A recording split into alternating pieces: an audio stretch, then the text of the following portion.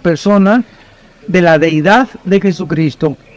Y por eso inicia Juan: en el principio era el verbo era Dios, y el verbo era con Dios. Esa palabra verbo en el griego es logos, que significa conocimiento. Esto es muy importante. Significa conocimiento. En la gramática tenemos el sujeto, el verbo y el predicado. ¿Se acuerdan de la secundaria y de la primaria, verdad? El sujeto es la persona de quien se habla, el verbo es el que lleva a la acción, la oración, y el predicado es el resto de lo que habla esta oración gramatical. Cuando la Biblia dice que Jesucristo era el verbo, ¿qué está diciendo? Que es el que llevó a la acción la obra del Padre. O sea, el Padre está en el cielo y el Hijo le dice: Padre, yo quiero ofrecerme voluntariamente. Qué tristeza es que hayan dicho: es que los judíos mataron a Cristo. Y esto lo usaron para perseguir a los judíos. Lo usó Stalin, lo usó Hitler, y lo han usado cantidad de personas poniendo la culpa en los judíos, porque ellos fueron el instrumento que lo crucificaron, sin darse cuenta que el mismo Padre planeó que su Hijo muriera en nuestro lugar. Si leen ustedes Isaías 53, dice la Biblia que le agradó al Padre que su Hijo muriera en la cruz para salvarnos a nosotros. Entonces, Cristo es el verbo, el que pone en acción la acción del Padre. En el principio el verbo, ¿qué significa esto? En el principio, ¿de dónde? ¿Perdón? De la creación. O sea, desde que comenzó la creación, en la mente de Dios, síganme con mucho cuidado, desde que comenzó la creación, en la mente de Dios estaba la cruz.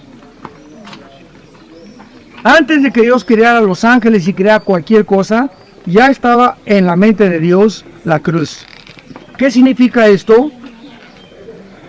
Dios sabía que al crear a los ángeles no podía crear robots.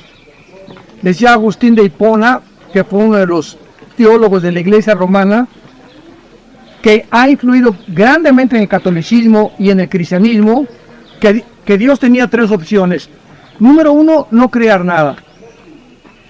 Dios dijo: no necesita a nadie porque Él es Dios, ¿verdad? Número dos, crear criaturas que le obedecieran mecánicamente, o que nunca fueran a pecar. Y número tres, crear criaturas que escogiéramos entre el bien y entre el mal. Si tú fueras Dios, esa es una de las cosas que les he mostrado a muchos ateos. ¿Cuál hubieras escogido?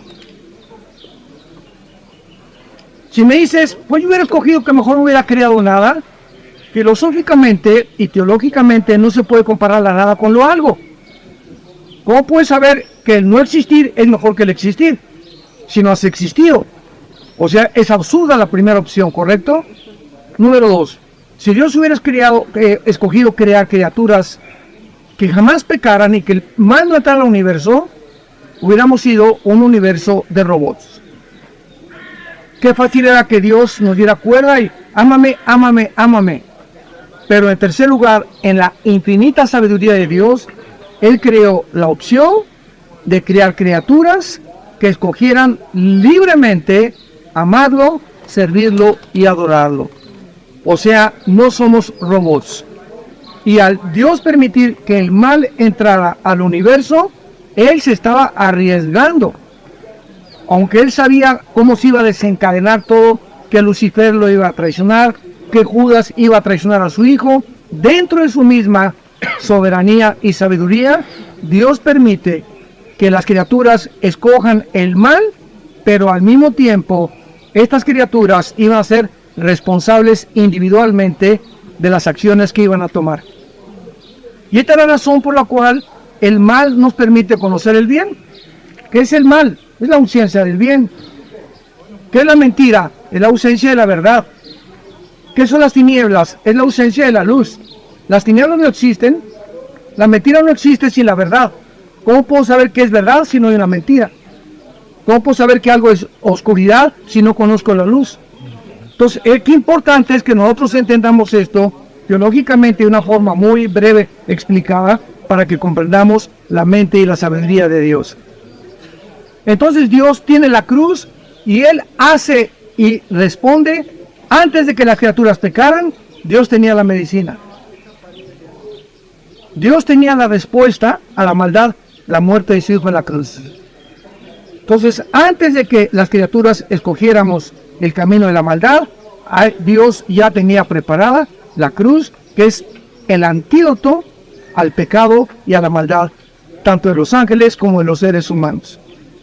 Entonces, esta es una de las cosas que constriñen, dice Pablo en 2 Corintios, y nos llenan de respuesta para decirle, Señor, profundidad de tu conocimiento y de tu sabiduría. Dice Juan 1:1, en el principio el verbo, el conocimiento, el verbo era con Dios y el verbo estaba con Dios. Todas las cosas por él fueron hechas y nada de lo que ha sido hecho sin Dios. ¿Sin quién? Sin Cristo. Porque finalmente dice Colosenses 1, Él es el que ha hecho las cosas en el cielo y en la tierra, y fuera de la tierra no ha hecho nada. Porque Él es el creador, Cristo es el creador del mismo universo. ¿Se acuerdan que de los 12 años a los 30 años la Biblia no revela nada de Cristo? Lo único que sabemos es que vivía como carpintero.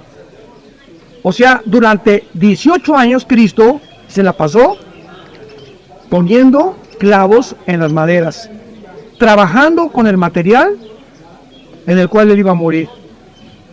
18 años trabajando con madera, la madera que iba a ser usada para que él pudiera morir en una cruz. Y cuando Jesús ya crece y se entrega al mundo, hace una declaración que fue lo que a mí me convenció en mi ateísmo, en mi comunismo, en lo que yo profesaba antes de ser cristiano, de que él era realmente el Hijo de Dios. Juan 14:6, yo soy el camino. Fíjense esto, no hay otro camino más que Jesús a Dios. Amén. Amén. No son las religiones, no es Buda, no es el zoroastrismo, no es el budismo zen. No hay más que una sola ruta hacia el cielo, que es Jesús. Amén. Amén. Yo soy la verdad. ¿Se acuerdan ustedes cuando Pilato le dijo a Jesús qué es la verdad? ¿Se acuerdan? Juan 18. Oye, pero ¿qué es la verdad? Porque Jesús le dijo anteriormente, todo aquel que es de la verdad, oye mi voz. Y Pilato respectivamente le dice a Jesús, ¿qué es la verdad? ¿Y qué dijo Jesús? No le contestó. ¿Se acuerdan?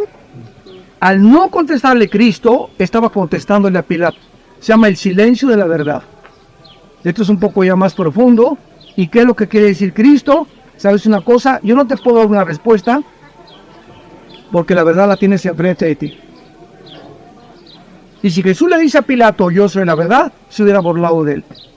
Entonces el silencio de Cristo, el silencio de la verdad, es a todas las gentes burlonas, escépticas, agnósticas, que no están buscando la verdad. Están buscando respuestas o para burlarse, o para perseguirnos, o para atacar la verdad.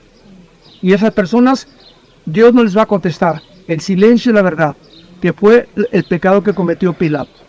¿Qué es la verdad? Respectivamente, lo que le hubiera contestado Cristo, se hubiera burlado. No le contestó. ¿Por qué? Porque él era la verdad. Tenía la verdad enfrente. Entonces la verdad no es algo, no es conocimiento. La verdad no se puede debatir, porque la verdad es Jesús. O sea, no hay absolutamente nada que contradiga la filosofía, los pensamientos de Jesucristo. Y cuando tú tienes a Cristo, tú eres poseedor de la verdad. ¿Y cuál es lo contrario a esta verdad objetiva? El relativismo que el mundo está viviendo. Yo he tenido pláticas con maestros, con científicos, con abogados, con políticos. Bueno, eso es lo que usted cree. Yo tengo mi verdad. Platicas con un homosexual, pues mira, para ti una mujer es bueno, pero para mí un hombre. Platicas con un pedófilo, es que yo tengo amor por los niños, déjame vivir mi propia vida. ¿Cómo se llama esto? Se llama relativismo. O sea, amigo, la verdad absoluta no existe para tu vida. Si cada quien dice lo que creemos que es la verdad, entonces no hay un parámetro, no hay alguien que pueda decir, esto es la verdad. O sea, no hay una verdad absoluta. Como le decía yo hace un poco a los guías, ¿verdad?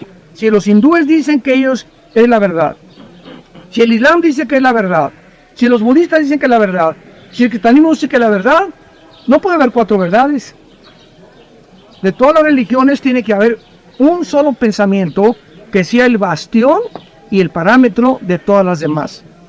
Y esa persona fue Jesucristo. La verdad no es ninguna religión, es una persona.